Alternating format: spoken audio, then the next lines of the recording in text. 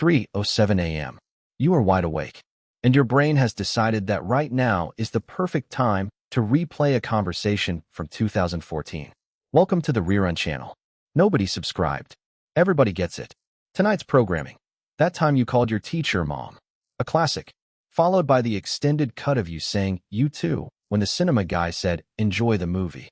And for the finale, the crowd favorite. That thing you said at a party 9 years ago that probably, possibly, might have landed wrong. The other person's face appears in 4K. You groan out loud. Alone. In the dark. The dog looks concerned. Here is the ridiculous part. You cannot remember where you put your keys, but your brain has kept this in premium storage for a decade. Why?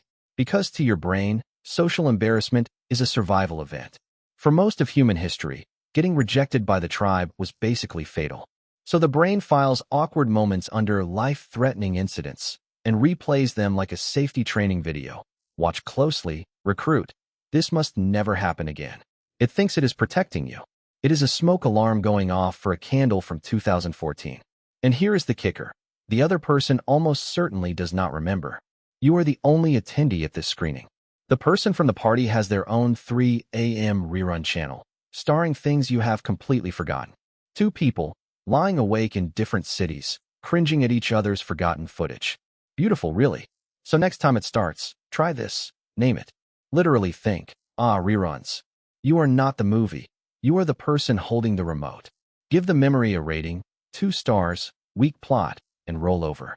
The alarm is not a fire. Everyone has the channel. Nobody talks about it. Subscribe, we do talk about it here. See you in the next scribble.